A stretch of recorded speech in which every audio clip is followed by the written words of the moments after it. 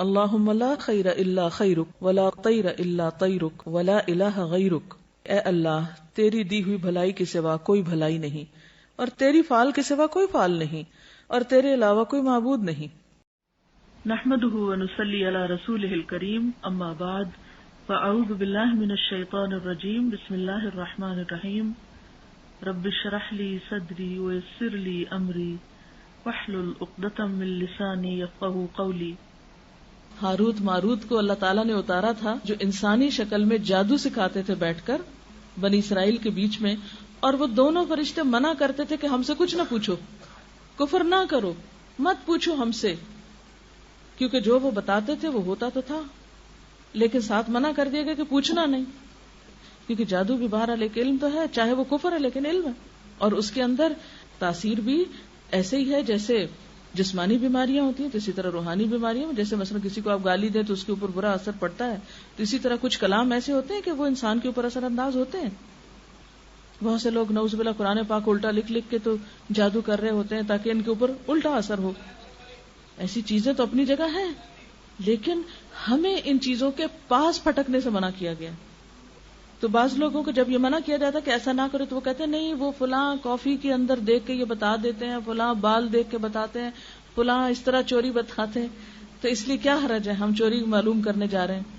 اب یہاں سوال یہ پیدا نہیں ہوتا کہ وہ ہوتا ہے کہ نہیں ہوتا، بہت ممکن ہے کہ وہ ہو بھی، لیکن اس کا ہونا بھی آزمائش ہے، منع کیا گیا ہے. یعنی قرآن پاک میں واضح طور پر اس سے روکا گیا ہے. بعض لوگ کہتے ہیں نا آ کے بڑی حجت دلیل سے، ہم فلاں کے پاس گئے، اس نے تو حرف بحرف سچ بتا دیا جو کچھ ہمارے پاس گزرا. ہو سکتا ہے بتا دیا ہو سکتا ہے اس کو اللہ نے کوئی ایسا علم دیا ہو، کوئی الہام ہوتا ہو، کوئی کچھ ہوتا ہو، لیکن ہمیں منع کیا کہ خواہ تمہیں پتا ہو، خواہ کوئی سچ ہی بتاتا ہو، پھر بھی نہیں جا سکتے اس کے پاس، کیونکہ ہو سکتا ہے کوئی ایک سچ بتاتا اور 10 جھوٹ بتاتے ہو، تو پھر آپ کے پاس پیمانہ ہی نہیں، کوئی معیار ہی نہیں. لہذا انسان کے فائدے میں انسان کو روکا گیا، نہ جادو کے پاس پٹکو، نہ نجومیوں سے ہاتھ دکھاؤ، نہ ہی کسی اور قیافہ شناسوں کے پاس جاؤ، نہ بدفالی، نہ پرندے اڑا کے، نہ ہی کسی آواز، کسی مہینے، کسی تاریخ اور کسی دن اور کسی ہیرے کو اور کسی خاص رنگ کو اپنے لیے منحوس یا قسمت کا سبب سمجھو. کیونکہ بعض لوگ کہتے ہیں ہم کالا رنگ نہیں پہنتے کیونکہ ہمیں سوٹ نہیں کرتا. بھئی کیوں نہیں سوٹ کرتا؟ اب کالے رنگ کے تو بال بھی ہمارے سر پہ اور بھویں بھی ہیں اور آنکھوں پہ بھی بال لگے ہوئے، تو پھر سب اٹھوا دو. اگر کالا رنگ ہی آپ کو سوٹ نہیں کرتا تو یہ سب کچھ اتروا دو، پھر جو بھی کالا نشان ہے منہ پہ یا جسم پہ. اسی طرح بعض لوگ سفید رنگ نہیں پہنتے کہ نہیں ہم شادی پہ نہیں سفید پہن سکتے، فلاں دن نہیں پہن سکتے. یہ سب چیزیں ہم نے خود گھڑ لی. نہ رنگوں سے قسمت کا تعلق ہے کوئی، نہ دنوں سے، نہ وقت سے، نہ انسانوں سے، نہ جانوروں سے، نہ مہینوں سے، نہ سالوں سے، نہ دن سے، نہ رات سے، کسی چیز سے نہیں. ساری کی ساری بھلائی صرف اللہ کے ہاتھ میں، اور یہ ہمارے ایمان کا حصہ ہے. اور اگر ہم یہ سمجھتے ہیں کہ نہیں کچھ بھلائی کسی اور کے ہاتھ میں، یا شر کا بھی سارا اختیار اس کے ہاتھ میں ہے، من شر ما خلق آتا ہے نا، جو شر اس نے پیدا کیا اور اسی کے اختیار میں، جس کو جتنا چاہے کچھ لگا دے، یہ اسی کی طرف سے ہوتا ہے. ورنہ تو آپ دیکھیں ہم کہتے ہیں فلاں سے مجھے بیماری لگی، اس سے اس کو لگی، ٹھیک ہے وہ اچھوت کی بیماریاں ہیں، منع کیا گیا ہے کہ آپ بیمار کے پاس گھس کے مت بیٹھیں، لیکن یہ کہنا کہ فلاں نے مجھے بیمار کیا، یہ لفظ غلط ہے. اس سے آپ دیکھیں نا دوسرے غمگین بھی تو ہوتے ہیں نا، لوگ پھر اپنے آپ کو ایک آؤٹ کاسٹ سمجھتے ہیں. اب فلاں کو کہاں سے لگی؟ آپ کرتے جاؤ اس کو، اس سے تو پہلے کو کدھر سے لگی تھی؟ اس کو تو کہیں سے لگی تھی نا، وہ اللہ کے اذن سے لگی تھی. تو اگر 10 لوگوں کو لگی اور 10 بچ گئے تو یہ 10 کو جس نے لگے وہ اللہ ہی کی اذن سے ہوئی، اور 10 جو بچ گئے یہ اللہ کے اذن سے بچے. یعنی اس کا یہ مطلب نہیں ہمیں یہ کہا گیا کہ تم اچھوت کی بیماریوں کو سمجھو کہ تو وہ بیماری جو ہے وہ لگ بھی سکتی اور نہیں بھی لگ سکتی، لیکن ہم اس کا ذمہ دار کسی انسان کو نہیں قرار دیں گے. کوئی بھی تکلیف آئے، خیر آئے، شر آئے، انسان کو کیا سمجھے اللہ کے اذن سے ہوا، اس کے حکم سے ہوا، اس کے فیصلے سے ہوا، ہر چیز اس کے ہاتھ میں ہے. اور اگر کوئی بھی تکلیف یا حادثہ زندگی میں آتا ہے تو انسان کو میچور کرنے کے لیے آتا ہے، انسان کے درجے بڑھانے کے لیے آتا ہے. سب سے زیادہ تکلیفیں پیغمبروں پر آئی ہیں، اور پھر جو اللہ کے پیارے ہوتے ہیں، اللہ کو جس پہ پیار آتا ہے اس کو کسی آزمائش میں ڈال دیتا ہے، آزما کے دیکھتا ہے. کیونکہ جیسے ایک کچی مٹی کا برتن ہوتا ہے نا اور ایک پکی مٹی کا ہوتا ہے، تو پکی مٹی کا بننے کے لیے اس کو تپنا پڑتا ہے، آگ میں رکھنا پڑتا ہے. تو بالکل اسی طرح یہ زندگی اللہ نے امتحان کے لیے بنائی. اس میں انسانوں پہ تکلیفیں بھی آتی ہیں، خوشیاں بھی آتی ہیں، آرام بھی ہے، راحت بھی. جس طرح دن اور رات دو کنٹراسٹ چیزیں نا، بالکل انسان کی زندگی میں خوشیاں اور غم دو کنٹراسٹ چیزیں. کبھی صحت ہے، کبھی بیماری ہے، کبھی اچھا حال ہے، کبھی برا، کبھی دل خوش ہے بغیر کسی وجہ کے، ہنسی نہیں رک رہی، بے وجہ ہنسنا شروع کے تو ہنستے چلے، اور کبھی دل اداس ہے بغیر کسی وجہ کے. کیونکہ قرآن میں آتا ہے ہوا اضحک و ابکا، اس نے ہنسایا اور اس نے رلایا. خوشی، غم، صحت، بیماری، مال و دولت، فقر، غریبی، یہ سب اس کے اذن سے ہوتا ہے. وہ جس کو چاہے نوازتا ہے، جس کو چاہے روک دیتا ہے. لہٰذا ان چیزوں کے پیچھے پڑنا جو ہے یہ درست نہیں. اب آپ دیکھیں کہ یہ جو ہم ایک سٹارز پہ بھی بہت بلیو کرتے ہیں، ہاروسکوپ پہ اور سٹارز اور اس طرح کی چیزیں، اس کے بارے میں ہمارے دین نے تو ہمیں 1400 سال پہلے بتا دیا کہ یہ سب بیکار کی باتیں ہیں. لیکن ہم پھر بھی باز نہیں آتے. لوگوں کا اکثر دل پسند مشغلہ یہ ہوتا ہے کہ اخبار میں سب سے پہلے وہ پیج دیکھتے ہیں جہاں ہمیں اپنے ہفتے کا حال معلوم ہو. اور یہ صرف ایک توہم ہے، حال چال اس میں کچھ نہیں ہوتا. یہ میرے سامنے ایک اخبار کی کٹنگ ہے، اس کو پڑھ کے سناتی ہوں. اس میں لکھا ہے سائنسدانوں نے بالآخر 40 سال کی سائنسی تحقیق کے بعد ثابت کر دیا کہ علم فلکیات محض فریب اور دھوکے کے سوا کچھ نہیں. ایسٹرالوجی جو ہے محض دھوکا ہے، اور اس علم کی بنیاد لغویات پر مبنی تھی. اس تحقیق پر 1958 سے لندن میں کام شروع ہوا، جس میں ایک سابق ماہر فلکیات اور سائنسدان جیفری ڈین اور کینیڈا کی کیچوان یونیورسٹی کی ماہر نفسیات ایوان کیلی نے حصہ لیا. یہ تحقیقی رپورٹ ایک جریدے میں شائع ہوئی. ماہرین نے اپنے کام کے لیے 2000 نوزائیدہ بچوں کو منتخب کیا جن کی تاریخ پیدائش میں چند لمحوں یا منٹوں کا فرق تھا. ہم کہتے ہیں نا وہ فلاں ستارہ فلاں برج میں داخل ہو گیا اور فلاں وقت میں فلاں ایسا تھا تو اس کا اثر ہوا انسان پہ. کہتے ہیں کہ آسٹرالوجی جس کا دعویٰ ہے کہ پیدائش کا وقت ہر شخص کی زندگی پہ اثر انداز ہوتا ہے، ان کے رویوں، طرز معاشرت، ذہنی اور معاشی صلاحیتوں کا دار و مدار پیدائش کے وقت پر ہے. چاند اور سورج کے اثرات کے زیر اثر ہوتا ہے. لیکن جب ان بچوں کی پرورش کی گئی تو معلوم ہوا کہ ہر بچے کی ذہنی صلاحیت، رویے، جنسی صلاحیت، حساس پن اور کردار ایک دوسرے سے بالکل مختلف تھا. سائنسدان ان بچوں کے درمیان کوئی مماثلت تلاش کرنے میں ناکام ہوئے. تحقیقی ٹیم کے سربراہ جیفری ڈین نے اس صورتحال پہ تبصرہ کرتے ہوئے کہا کہ تحقیق سے ثابت شدہ نتائج علم فلکیات کی کھلی طور پر نفی کرتے ہیں. یعنی 40 سال کی ریسرچ نے یہ ثابت کیا کہ یہ جو ستاروں کی موومنٹ سے انسانی قسمت پر کچھ بھی اثر نہیں ہوتا، جبکہ ہمیں ہمارے دین نے 1400 سال پہلے بتا دیا کہ یہ، وہ کہتے ہیں نا کہ بڑا مشہور شعر ہے جس میں آتا ہے کہ یہ جو چاند ستارے ہیں انہیں کیا میری قسمت کا حال معلوم، یہ تو بےچارے خود ہیں بیکاری، پتہ نہیں کہاں کہاں پھرتے، نہیں خود گردش میں، ان کا تو اپنا حال ہی ہے کہ یہ خود گردش میں، میری قسمت کو گردش سے کہاں نکالیں گے، یہ میری گردش زمانہ کو کہاں سے یہ درست کریں گے، یہ تو خود بھی اس مصیبت کا شکار ہیں. اسی طرح یہ سمجھنا کہ فلاں ستارے کی وجہ سے بارش ہوئی یا فلاں اس کی، یعنی یہ کہنا کہ ہاں ہواؤں کا رخ یہ تھا تو بارش آئی، یہ تو ایک سائنٹیفک فیکٹ ہے. اللہ تعالیٰ قرآن پاک میں فرماتے ہیں کہ ہوائیں بادل اٹھاتی ہیں اور پھر خاص زمین پہ اللہ کے اذن سے جا کے برساتی ہیں. لیکن اگر یہ سمجھا جائے کہ فلاں ستارہ طلوع ہوا یا اس کی وجہ سے یہ بارش ہوئی، تو حضرت زید بن خالد سے روایت ہے کہ آپ نے ہمیں حدیبیہ میں صبح کی نماز پڑھائی، اور یہ واقعہ بارش کے بعد کا ہے جو رات کو ہوئی تھی. جب آپ نماز سے فارغ ہوئے تو لوگوں کی طرف متوجہ ہوئے اور فرمایا، کیا تم جانتے ہو تمہارے رب نے کیا کہا؟ صحابہ نے عرض کیا، اللہ اور اس کا رسول بہتر جانتے ہیں. آپ نے فرمایا، اللہ تعالیٰ فرماتے ہیں، میرے بندوں نے اس حال میں صبح کی کہ کچھ مجھ پر ایمان لانے والے تھے اور کچھ میرے ساتھ کفر کرنے والے. جس نے یہ کہا کہ اللہ کے فضل اور اس کی رحمت سے ہم پہ بارش ہوئی، پس وہ مجھ پہ ایمان لانے والا ہے، اور جس نے کہا فلاں فلاں ستارے کی وجہ سے بارش ہوئی، پس وہ میرے ساتھ کفر کرنے والا ہے اور ستاروں پہ ایمان لانے والا ہے. لہذا بارشوں کا آنا یا نہ آنا یہ کسی ستارے کی وجہ سے نہیں ہوتا.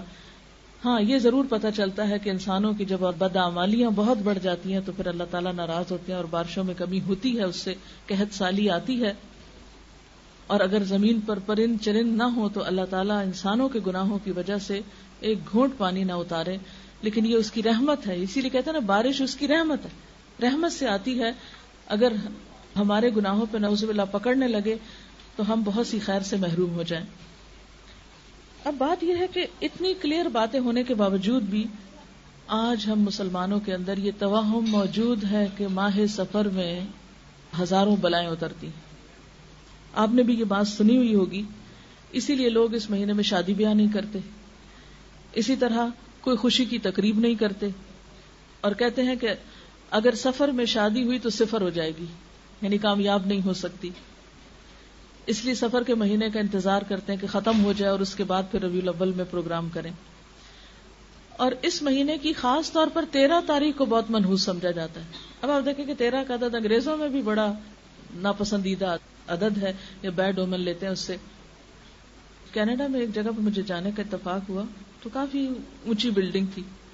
اندر جب داخل ہوئے تو لفٹ میں جب گئے تو شاید 20th فلور یا کس پہ جانا تھا، تو وہاں کسی خاتون نے میری توجہ دلائی، کہتے آپ دیکھیں ذرا اس میں 13 کا عدد نہیں ہے، کیونکہ یہاں یہ توہم پڑھے لکھے لوگوں میں، اب آپ دیکھیں کہ باقی تو ان پڑھ ہیں، وہاں پڑھے لکھے لوگوں میں یہ توہم موجود ہے کہ 13ویں منزل پہ رہنا اور 13 نمبر کمرے میں رہنا اور 13 نمبر فلیٹ میں رہنا یہ منحوس ہے. حالانکہ 13 کا عدد کیا ہے، اس میں کیسے نحوست گھس گئی؟ لیکن خیال ہے، اس خیال نے ہمارے اوپر اتنا اثر کیا کہ ہم خوف کا شکار ہو گئے، اور پڑھے لکھے ہونے کے باوجود پوری ایک فلور جو ہے اس کا نمبر ہی اڑا دیا اور اس کو غائب کر کے اگلے پہ چلے گئے. تو بہرحال ہم مسلمانوں کے اندر بھی ایسی چیزیں موجود ہیں، اور سفر کے خاص طور پہ پہلے 13 دنوں کو 13 تیزہ کہا جاتا ہے کہ اس میں حالات بہت تیز ہوتے ہیں، اور پھر بعض اوقات گنگنیاں ابال ابال کے کھاتے ہیں اور یہ سمجھتے ہیں کہ ان چنوں کا یا گندم کا ابال کے کھانا جو ہے وہ نحوست دور کرتا ہے. حالانکہ اس سے کیا ہوگا مجھے سمجھ نہیں آتی. کیا سال کے باقی دنوں میں چنے چاٹ نہیں کھاتے؟ اس کو کون سی نحوست ہوتی ہے؟ اگر خاص طور پر ان دنوں میں، اور اگر کسی کا ویسے اسٹمک اپسیٹ ہو تو وہ کیسے کھائے گا؟ اس کی نحوست تو پہلے سے آ چکی ہے. اچھا، دوسری انتہا یہ ہے کہ وہ آخری بدھ کو اچھا سمجھتے ہیں. بعض مزدور لوگ کام نہیں کرتے، چھٹی مناتے ہیں، اور مٹھائیاں بٹتی ہیں بعض اوقات جہاں بلڈنگز وغیرہ بن رہی ہوتی ہیں، اور اس دن کو بڑا ثواب کا کام سمجھتے ہیں. اور کیا سمجھتے ہیں کہ اس آخری بدھ کو نبی صلی اللہ علیہ وسلم صحت یاب ہوئے تھے، اور آپ صلی اللہ علیہ وسلم سیر و تفریح کے لیے مدینہ سے باہر گئے تھے، تو اس لیے بعض لوگ باقاعدہ پکنک مناتے ہیں اس بدھ کو، اور عید کی طرح خوشی مناتے ہیں اور سیر و تفریح کے لیے جاتے ہیں. اور خصوصاً عورتیں باقاعدہ اس دن بننے سنورنے کا بھی اہتمام کرتی ہیں. اس میں پہلی بات تو یہ کہ تاریخی اعتبار سے یہ بات ہی غلط ہے، بلکہ اس دن آپ صلی اللہ علیہ وسلم کی بیماری شروع ہوئی تھی جس میں آپ کی پھر وفات ہوئی.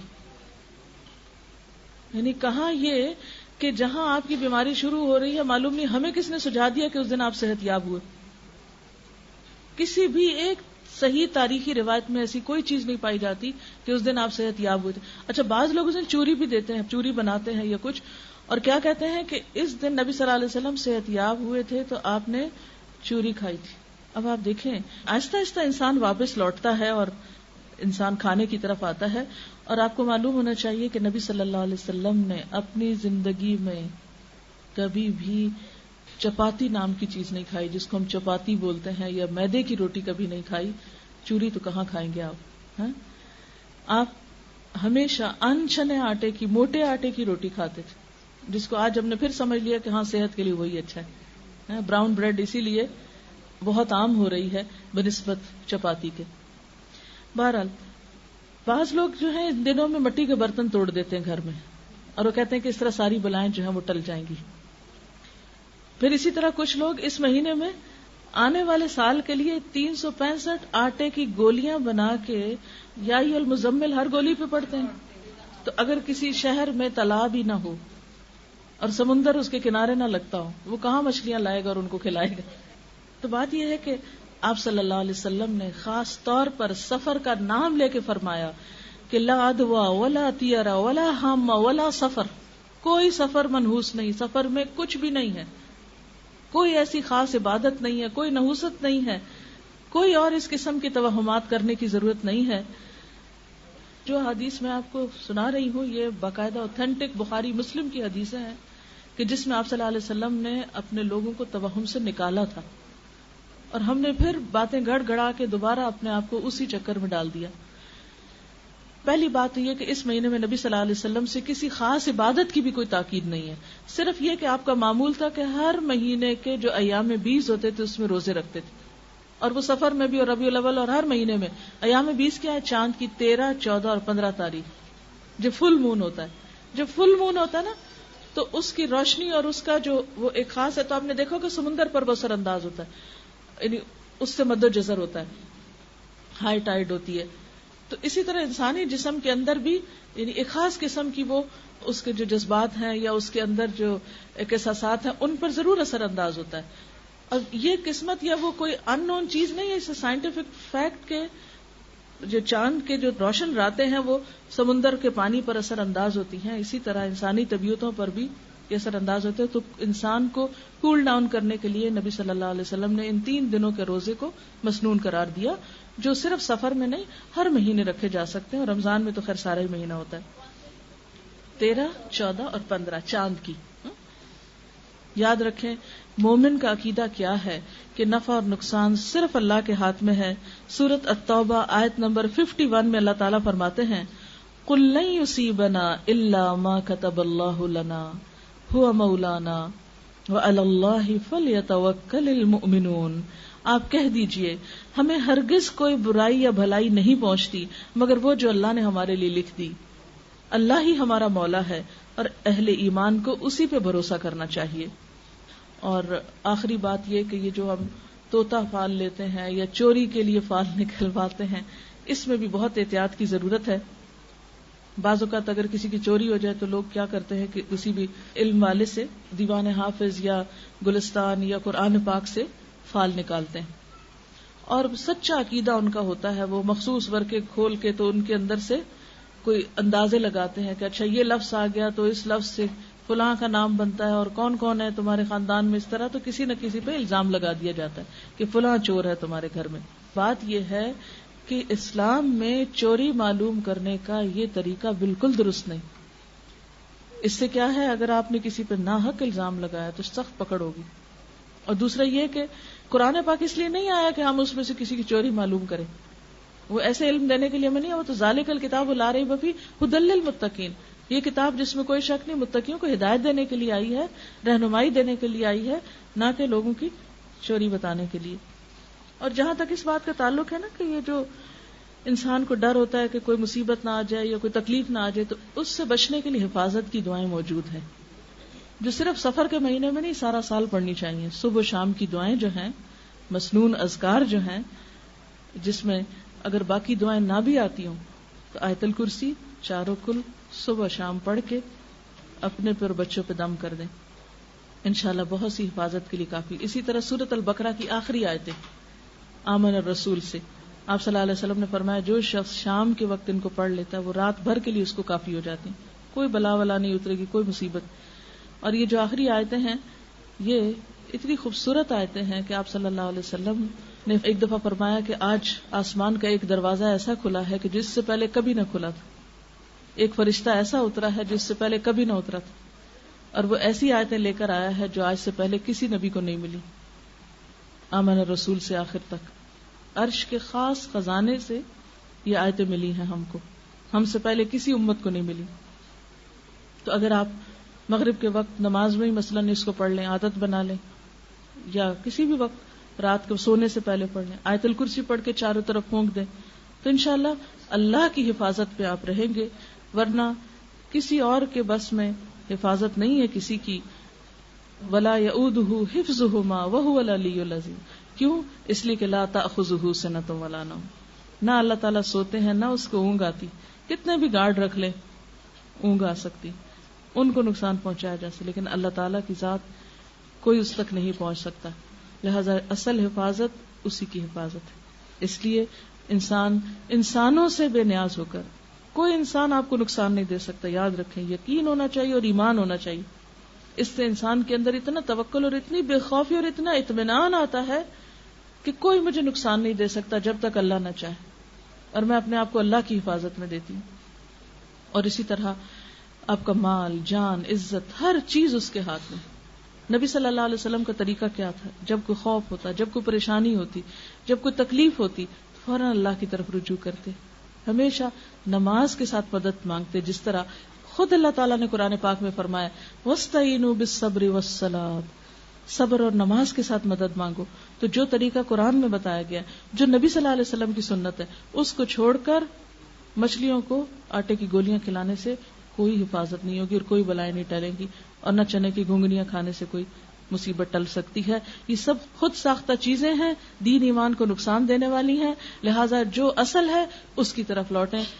سبحانک اللہم و بحمدک نشہد ان لا الہ الا انت نستغفرک و نتوب الیک. والسلام علیکم و رحمۃ اللہ وبرکاتہ.